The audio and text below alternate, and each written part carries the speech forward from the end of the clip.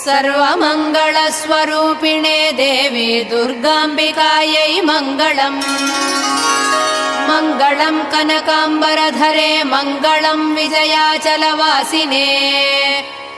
सर्वगुणसम्पूजिते देवी नित्यम् भवतु मङ्गलम्।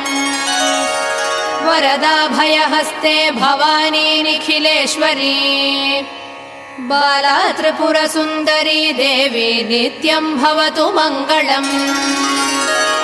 शुभमङ्गलदायिनी शिवे सौभाग्यदायिने।